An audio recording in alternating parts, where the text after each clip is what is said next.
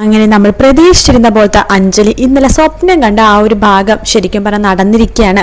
അങ്ങനെ അഞ്ജലി അർജുനെയും കൂട്ടിക്കൊണ്ട് പത്മ വിളിച്ചിട്ട് ആ ഒരു സ്ഥലത്തേക്ക് പോവുകയാണ്. അഞ്ജലിയും അർജുനും കൂടി വീട്ടിൽ നടക്കുന്ന സംഭവങ്ങളൊന്നും തന്നെ അഞ്ജലി അറിഞ്ഞിട്ടേ ഇല്ല. അനുഭവം എന്ന് പറയുന്നുണ്ട്, അതെ നിങ്ങളുടെ മകൾ അഞ്ജലിയുടെ വിവാഹം കഴിഞ്ഞു, അല്ല നിങ്ങൾ എനിക്ക് തന്ന ശിക്ഷ അഞ്ജലിക്കും കൊടുക്കോ എന്നൊക്കെ ചോദിക്കുന്നുണ്ട് അനുപമ. അതിനൊന്നും ആ സമയത്ത് നമ്മുടെ ശിവരാമനും ശ്യാമളൊന്നും മറുപടി പറയുന്നില്ല. ശേഷം അനുപമ പറഞ്ഞിട്ട്, ശരി നിങ്ങൾ എന്താ ചെയ്യണത് അന്ന് നോക്കട്ടെ, എനിക്കൊരു ന്യായം എനിക്കൊരു നീതി, അവൾക്ക് വേറൊരു ഇതാണെന്നുണ്ടെങ്കിൽ എനിക്കത് അറിയണമല്ലോ എന്നൊക്കെ പറഞ്ഞിട്ടാണ് അനുപമ അവിടെ നിന്ന് പോകുന്നത് കേട്ടോ. അനുഭവം പോയി കഴിയുമ്പോഴേക്കും നമ്മുടെ ശിവരാമൻ ആകെ മനസ്സ് വേദനിച്ച് അവിടെ അങ്ങ് ഇരിക്കുകയാണ്. ശ്യാമള പറയണ്ടേ, എന്റെ ശിവരാമേട്ട ഇങ്ങനെ വിഷമിക്കേണ്ട കാര്യമൊന്നുമില്ല, അവൾക്ക് തലക്ക് വട്ടാണ്, വെറുതെ ഓരോ പ്രശ്നങ്ങളൊക്കെ പറഞ്ഞ് ഇവിടെ കയറി വരാനുള്ള അടവാണെന്നേ, പത്മയുടെ വിചാരണയും കാര്യങ്ങളൊക്കെ നടക്കുമല്ലോ, ആ സമയത്ത് അവൾക്ക് എന്തെങ്കിലുമൊക്കെ തുമ്പോ അല്ലെങ്കിൽ പത്മ എവിടെയെങ്കിലുമൊക്കെ ഉണ്ടോ എന്ന് അറിയാനായിട്ടൊക്കെ വെറുതെ വന്നതാ. ശിവരാമേട്ടൻ അതൊന്നും ഓർത്ത് ടെൻഷൻ ആവണ്ട, ശിവരാമേട്ടൻ കുറച്ചു നേരം പോയി കിടക്ക് എന്ന് ശ്യാമള പറയാണ്. ശിവരാമൻ റൂമിലേക്ക് പോയിട്ടുണ്ട്. പക്ഷെ ശിവരാമന് നല്ല സംശയമുണ്ട്, ഇനി അനുഭവം പറഞ്ഞ പോലെ തന്നെ അഞ്ജലിയുടെ വിവാഹം കഴിഞ്ഞ് കാണുമായിരിക്കോ, അങ്ങനെ കഴിഞ്ഞിട്ടെങ്കിൽ തന്നെ അവൾ ആരെയായിരിക്കും വിവാഹം കഴിച്ചിട്ടുണ്ടാവാ എന്നൊക്കെ ആലോചിച്ചുകൊണ്ടിരിക്കുകയാണ് നമ്മുടെ ശിവരാമൻ കേട്ടോ. അതേസമയം ശ്യാമളക്കും നല്ല ടെൻഷനുണ്ട്. ശ്യാമളുടെ അടുത്തേക്ക് ഇന്ദിര വരുന്നുണ്ട്. എന്നാലും എന്റെ ഏടത്തി, നിങ്ങളുടെ രണ്ട് പെൺമക്കളും ഇങ്ങനെയായി പോയല്ലോ. മൂത്തവള് ചെറുപ്പം മുതലേ പണക്കൊതിച്ചായിരുന്നു. ചെറുപ്പത്തിലെ പണക്കാരന് വിവാഹം കഴിക്കും, പണക്കാരൻ വീട്ടിൽ കഴിയും, ഒരുപാട് സ്വർണ്ണം ഇടും, സാരി എടുക്കും എന്നൊക്കെയുള്ള ആഗ്രഹങ്ങളല്ലേ അവൾക്ക് ഉണ്ടായിരുന്നുള്ളൂ. പഠിക്കാനും ഒരു താല്പര്യമില്ലാത്തൊരു പെണ്ണ്. പിന്നെ രണ്ടാമത്തെ ഒരുത്തി, അവള് കുറച്ചൊരു തൻ്റെ ഇടവും കാര്യങ്ങളും കാണിക്കുന്നുണ്ടെങ്കിലും നിങ്ങൾ രണ്ടുപേരും ഭയങ്കര സ്നേഹമാണ് കേട്ടോ. ഞാൻ ഇതുവരെ വിചാരിച്ചത്, പക്ഷെ ഇപ്പൊ മനസ്സിലായി അവളും മറ്റോ മൂത്തവളെ പോലെ തന്നെയാണെന്ന്. അവളുടെ കഴുത്തിൽ താലയിട്ടേക്കുന്നത് മിക്കവാറും മറ്റവനായിരിക്കും. ആ കറുത്ത വണ്ടി വരുന്ന പയ്യനുണ്ടല്ലോ, അവൻ തന്നെ ആവാനാണ് ചാൻസ്. എന്തായാലും അഞ്ജലിയും കൂടെ വരട്ടെ, ചോദിക്കാം. ആര് വരുന്നുണ്ട്? അമ്മേ ഒന്നും മിണ്ടാതിരിക്കുക, അമ്മയ്ക്ക് ഇങ്ങനെയൊക്കെ പറയാൻ ഒരു മുടുപ്പോ ഒരു മടിയും തോന്നുന്നില്ലേ? ഞാനെന്തിട്ട് മടിക്കണത്? ഞാനല്ല വിളിച്ചു പോയി വിവാഹം കഴിച്ചത്, ആ അഞ്ജലിയാണ്, മനസ്സിലായോ? അമ്മേ അഞ്ജലി അങ്ങനെ ചെയ്യുമെന്ന് പറഞ്ഞാൽ അഞ്ജലി അറിയാവുന്ന ആരും അത് വിശ്വസിക്കില്ല. അമ്മ വിശ്വസിക്കും, കാരണം അമ്മക്ക് അവളെ ശരിക്കും അറിയില്ല. പക്ഷെ എനിക്കും അമ്മായിക്കും അമ്മാവനൊന്നും അങ്ങനെയല്ല. അഞ്ജലി ആരാണെന്നും എന്താണെന്നും നന്നായിട്ട് അറിയാം. വീട്ടുകാരെ മറന്ന് അവളൊന്നും ചെയ്യില്ല. ചെയ്യില്ല എടി, ഒന്നും അറിയാതെ ആ അനുഭവം വന്ന് ഇവിടെ സംസാരിക്കും നിനക്ക് തോന്നുന്നുണ്ടോ? പ്രത്യേകിച്ച് ശിവരാമേട്ടനുള്ള സമയത്ത്. ആ സമയത്തെങ്ങാനും അവൾ വരുവാണെങ്കിൽ അവളെ ഒലക്കൊക്കെ അടിക്കുമെന്ന് അവൾക്ക് നന്നായിട്ട് അറിയാം. എന്നിട്ടും അവൾ അത്ര ധൈര്യമായിട്ട് ഇവിടെ വന്ന് അങ്ങനെ പറയണോന്നുണ്ടെന്നുണ്ടെങ്കിൽ അത് സംഭവിച്ചിട്ട് തന്നെ ഉണ്ടായിരിക്കും. ആര്യ പറയണ്ട്, അമ്മേ അതിന് അനുപമക്ക് തെറ്റുപറ്റിയതായിരിക്കൂടെ, ചിലപ്പോൾ അവൾക്ക് തെറ്റുപറ്റിയ എന്തെങ്കിലും സംശയത്തിന്റെ പേരിൽ വന്നതായിരിക്കും. എന്തായാലും ഇതൊന്നും നടക്കാൻ പോകുന്ന കാര്യമല്ല അമ്മായി. ഈ അമ്മ പറഞ്ഞു കേട്ട് മനസ്സ് വേദനിപ്പിക്കാൻ നിൽക്കേണ്ട, അമ്മായി എന്തെങ്കിലും കഴിക്കാൻ നോക്ക്. അതെ അഞ്ജലിനെ പിന്നെ വിളിച്ചായിരുന്നു? ഇല്ല, ഞാൻ വിളിച്ചായിരുന്നു, ഫോൺ പരിധിക്ക് പുറത്താണ്. മിക്കവാറും ആ CA നന്ദൻ സാർ വിളിച്ചിട്ടെങ്ങാനും പോയതായിരിക്കും പത്മ കേസിന് വേണ്ടിയിട്ട്.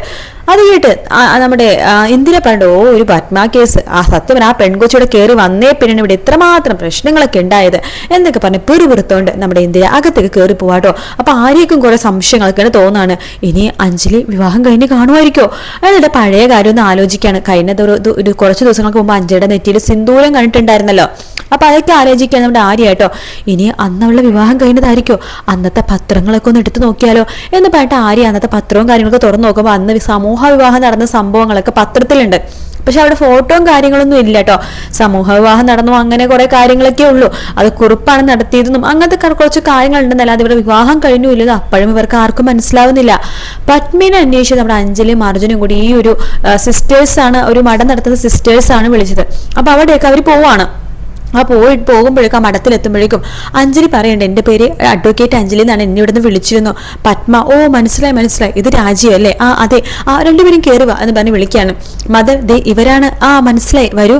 അല്ല മദർ, ശരിക്കും എന്താ സംഭവിച്ചത്? ഞങ്ങളിപ്പോഴും സ്വപ്നത്തിലാണോ യഥാർത്ഥ ജീവിതത്തിലായി കാണുന്നത് മനസ്സിലാവുന്നില്ല. കാരണം പത്മ മരണപ്പെട്ടു എന്ന് പറഞ്ഞ് ഒരു പെൺകുട്ടി ഡെഡ് ബോഡി ഞങ്ങൾ അടക്കം ചെയ്യാൻ വേണ്ടി വരെ നിന്നതാണ്. പിന്നീടാണ് പത്മയല്ല വേറൊരു പെൺകുട്ടിയാണ് മനസ്സിലായത്. പിന്നീട് പത്മയുടെ അന്വേഷണത്തിലായിരുന്നു ഞാനും രാജീവും കൂടി ചേർന്നിട്ട് കഴിഞ്ഞ ദിവസം ഒരു അമ്പലത്തിന്റെ ക്യാമറ CCTV നിന്ന് പത്മ അവിടെ നിന്ന് ഓടി രക്ഷപ്പെടുന്ന രംഗങ്ങളും കണ്ടിരുന്നു. പക്ഷെ പത്മനെ കുറിച്ച് ഒരു അറിവും ഉണ്ടായിരുന്നില്ല. അവളുടെ മൊബൈലൊക്കെ കളഞ്ഞു പോയിട്ടുണ്ടാകും എന്ന് ഞങ്ങൾക്ക് അറിയായിരുന്നു. പിന്നീട് ആകെ ഒരു ടെൻഷനായിരുന്നു. പത്മ തന്നെയല്ലേ എന്നെ വിളിച്ചത്? ഇപ്പോഴും അത് വിശ്വസിക്കാൻ പറ്റുന്നില്ല. അതെ, ആ പത്മകുമാരി തന്നെയാണ് നിങ്ങൾ വിളിച്ചിരിക്കുന്നത്. അല്ല, എന്നിട്ട് ശരിക്കും പത്മ എങ്ങനെയാണ് മദറെ ഇവിടെ എത്തിയത്? അതിനെക്കുറിച്ച് ഒന്ന് പറയാവോ എന്ന് അഞ്ജലി പറയുമ്പോൾ മദർ നടന്ന സംഭവങ്ങളൊക്കെ പറയാണ്. ഈ മദറും കൂടെയുള്ള സിസ്റ്റേഴ്സും എല്ലാവരും കൂടി ചേർന്ന് എവിടെ ഒരു യാത്ര പോയായിരുന്നു, ധ്യാനത്തിന് എന്തോ പോവായിരുന്നു. തിരിച്ചു വരുന്ന സമയത്ത് വണ്ടിയുടെ മുൻപിലേക്ക് ഒരു പെൺകുട്ടി ഇങ്ങനെ വീണ് കിടക്കുന്നതായിട്ട് കാണുന്നുണ്ട്. അപ്പൊ അവിടെ പോയി നോക്കുമ്പോഴേക്കും ആ പെൺകുട്ടിക്ക് ജീവനുണ്ട്. ഇവര് വേഗം എടുത്ത് ഹോസ്പിറ്റലിലേക്ക് എത്തിക്കാട്ടോ. അങ്ങനെ പത്മ 2 ദിവസം ഹോസ്പിറ്റലിലായിരുന്നു. കാരണം പത്മ ആ ഒരു ഷോക്കിലാണ്, അതായത് ആ ഒരു മരണത്തിന് മുൻപിൽ കണ്ടത്, പിന്നെ ആകെ ഓടി നടന്ന് വാടി തളർന്ന ആ ഒരു കോലത്തിലും എല്ലാം കൂടിയായിട്ട് പത്മ ആകെ ക്ഷീണത്തിലാണ്. 2 ദിവസം ഹോസ്പിറ്റലിൽ അഡ്മിറ്റ് ആയിരുന്നു. അതുകൊണ്ടിട്ടാണ് അഞ്ജലിനെ കോൺടാക്ട് ചെയ്യാതിരുന്നത്. അങ്ങനെ നമ്മുടെ മദർ പറഞ്ഞാൽ ഇതൊക്കെയാണ് നടന്ന സംഭവം. ആ കുട്ടിക്ക് എന്നാണ് ബോധം വന്നത്, ബോധം വന്നപ്പോഴാണ് ഞങ്ങൾ കാര്യങ്ങളൊക്കെ ചോദിച്ച് മനസ്സിലാക്കിയത്. അപ്പോഴാണ് അവള് നിങ്ങളുടെ നമ്പർ തന്നത്. പിന്നെ അവള് കാര്യങ്ങളൊക്കെ പറഞ്ഞപ്പോൾ ഞങ്ങൾക്കത് മനസ്സിലാവുകയും ചെയ്തു. അല്ല, പത്മേനെ ഞങ്ങൾക്ക് കാണാൻ പറ്റും, പിന്നെ തീർച്ചയായിട്ടും അവൾ അവിടെ ഉണ്ട് എന്ന് പറയണം. അങ്ങനെ അഞ്ജലിയും അർജുനും കൂടി പത്മയുടെ അടുത്തേക്ക് പോവാണ്.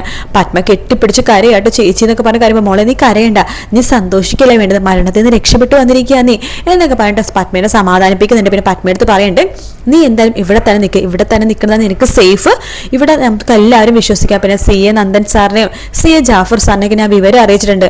അവരുടെ പ്രൊട്ടക്ഷൻ എന്തായാലും ഈ ഭാഗത്തൊക്കെ ഉണ്ടാകും. പിന്നെ കുറച്ച് കാര്യങ്ങൾ ചെയ്ത് തീർക്കാനുണ്ട്. അതിനുശേഷം ഞാൻ നിന്നെ കൂട്ടിക്കൊണ്ട് പോകാമെന്ന് അഞ്ജലിയും അർജുനും പറയുന്നുണ്ട്. അമ്പാടി ചേട്ടൻ എങ്ങനെയുണ്ട് എന്ന് പത്മ ചോദിക്കുമ്പോൾ അമ്പാടിക്ക് ഓക്കെയാണ്, കുഴപ്പമൊന്നുമില്ല, ഇപ്പോൾ ഓക്കെ ആയിട്ട് വരുന്നുണ്ട്, നീ ഒന്ന് അവിടെ വന്നിട്ട് വേണം നിന്റെ അമ്പാടിയുടെ വിവാഹം നടത്താനായിട്ട് എന്നൊക്കെ പറയാട്ടോ അഞ്ജലി. അങ്ങനെ നമ്മുടെ അഞ്ജലിയും അർജുനും തിരിച്ച് വീട്ടിലേക്ക് പോകുന്നുണ്ട്. അപ്പോൾ വീട്ടിലേക്ക് പോകുമ്പോഴേ ഞെട്ടിക്കുന്ന ആ ഒരു കാഴ്ച അഞ്ജലി കാണുന്നത് വേറൊന്നുമല്ല, തൻ്റെ അമ്മയും അച്ഛനും ആര്യയും എല്ലാവരും പുറത്തിറങ്ങി നിൽക്കണം. നല്ല മഴയാട്ടോ. അഞ്ജലിനെയും കാത്ത് നിൽക്കുകയാണ് സംഭവം അറിയാനായിട്ട്. അപ്പോൾ അഞ്ജലി വരുമ്പോൾ തന്നെ ശ്യാമള ചോദിക്കുന്നുണ്ട്, നിൽക്കവിടെ, നിന്റെ ഫോണിൽ എത്ര പ്രാവശ്യം വിളിച്ചു, നീ ഇത് എവിടെയായിരുന്നു? അമ്മേ അത് പിന്നെ ഞാനില്ലേ, വേണ്ട ഇനി നീ ഒന്നും പറയണ്ട, ഞങ്ങൾക്ക് നിന്നോടൊരു കാര്യം ചോദിക്കാനുണ്ട്, അതിനെ മറുപടി പറഞ്ഞിട്ട് മാത്രം നീ അകത്ത് കയറണോ വേണ്ടയോ എന്ന് ഞങ്ങൾ തീരുമാനിച്ചോളാം. അമ്മ എന്താ ഇങ്ങനെയൊക്കെ സംസാരിക്കണം ചെയ്യുമ്പോൾ, അതെ ഇനി ഇങ്ങനെയൊക്കെ സംസാരിക്കാൻ പറ്റും, നിന്റെ വായിന്നുള്ള മറുപടി കേട്ടിട്ട് ഞങ്ങൾക്ക് ആ തീരുമാനം എടുക്കണം. എന്താച്ചാ അമ്മ എന്തൊക്കെയാ പറയണത്? ശിവരാമൻ പറയണം, മോളെ നീ ഒരിക്കലും തെറ്റ് ചെയ്യില്ലെന്ന് ഞങ്ങൾക്ക് നന്നായിട്ട് അറിയാം, പക്ഷെ എങ്കിലും ചോദിച്ചു പോവുകയാണ്. ഇവിടെ ഇന്ന് രാവിലെ അനുപമ വന്നിരുന്നു. അനുപമയോ? അവളെന്തിനാ ഇവിടെ വന്നത്? അവളൊരു കാര്യം പറയാൻ വേണ്ടി വന്നതാണ്. അത് പിന്നെ എന്താ കാര്യം? ആര്യ പറയണ്ട്. അത് അഞ്ജലി വേറൊന്നുമല്ല, അനുപമ ഇവിടെ വന്ന് പറഞ്ഞു നിന്റെ രഹസ്യ വിവാഹം കഴിഞ്ഞു എന്ന്. അത് കേൾക്കുന്ന അഞ്ജലിക്ക് ആകെ ഷോക്ക് ആവട്ടോ. അഞ്ജലി ഷോക്ക് അടിച്ച പോലെ നിൽക്കുകയാണ്. അഞ്ജലി മിണ്ടാതിരിക്കുമ്പോഴേക്കും ശ്യാമള അഞ്ജലിയുടെ അടുത്തേക്ക് പോവാണ്. പറയടി, നിന്റെ രഹസ്യ വിവാഹം കഴിഞ്ഞു, പറയടി കഴിഞ്ഞു എന്ന് അഞ്ജലി കരഞ്ഞുകൊണ്ടിരിക്കുകയാണ്. ശ്യാമള വേഗം കഴുത്തിൽ തപ്പി നോക്കുന്നുണ്ട്. കഴുത്തിൽ ആ താലിമാല കണ്ടുപിടിക്കുന്നുണ്ട്. ശിവരാമനോട് പറയുന്നുണ്ട്, അവള് പറഞ്ഞ സത്യം തന്നെയാണ്, ഇവളുടെ വിവാഹം കഴിഞ്ഞു, കണ്ടില്ലേ ശിവരാമേട്ട, താലിമാലയാ ഇവളുടെ കഴുത്തിൽ കിടക്കണത് എന്ന് പറയാണ്. അത് കണ്ടിട്ട് അഞ്ജലി പൊട്ടിക്കരയാട്ടോ. ശിവരാമൻ പറയുന്നുണ്ട്, അനുപമേനാണ് ഇവിടുന്ന് പടിയിറക്കി പിണ്ടം വെച്ചതാണ്, അതുപോലെ തന്നെ നിന്നെ ഞാനിവിടെ പടിയിറക്കി വിട്ടിരിക്കുന്നു, ഇനി എനിക്ക് 2 മക്കളോ ഒന്നുമില്ല, ഞങ്ങൾക്ക് മക്കളോ കാര്യങ്ങളോ ജനിച്ചിട്ടേ ഇല്ല എന്ന രീതിയിൽ ഞങ്ങൾ ജീവിച്ചോളാം എന്ന് പറഞ്ഞിട്ട് ശിവരാമനും ശ്യാമളയും ആര്യയൊക്കെ അകത്തേക്ക് കയറി പോവാണ്. അഞ്ജലി ആ മഴയത്ത് നനഞ്ഞു കുളിച്ച് നിൽക്കുന്ന ഭാഗമാണ് നമുക്ക് വീക്കെൻഡ് പ്രൊമോ ആയിട്ട് കാണിച്ചിരിക്കുന്നത്. അങ്ങനെ അഞ്ജലിനെ കൂട്ടിക്കൊണ്ടുപോകാൻ ആരുമില്ല അവിടെ. പിന്നെ ആര് വരുമെന്ന് അറിയാലോ, തീർച്ചയായിട്ടും നമ്മുടെ അർജുൻ തന്നെ വരും. പിന്നെ അർജുൻ നമ്മുടെ അഞ്ജലിനെ കൂട്ടിക്കൊണ്ടുപോകാൻ ശംഖുചക്രത്തിൽ തന്നെ ആയിരിക്കും കേട്ടോ.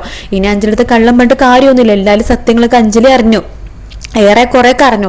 അതുകൊണ്ട് തന്നെ അർജുൻ സത്യങ്ങളൊക്കെ പറഞ്ഞ് അഞ്ജലിനെ കൂട്ടിക്കൊണ്ട് ശംഖുചക്രത്തിലായിരിക്കും വരുന്നുണ്ടാവുക. എന്തായാലും കാത്തിരുന്ന് കാണാം ഫ്രണ്ട്സ്. വീഡിയോ ഇഷ്ടപ്പെട്ടാൽ ലൈക്ക് ചെയ്യുക, സബ്സ്ക്രൈബ് ചെയ്യുക, കമൻറ്റ് ചെയ്യുക. മറ്റൊരു വീഡിയോ കാണാം. Take care, bye bye.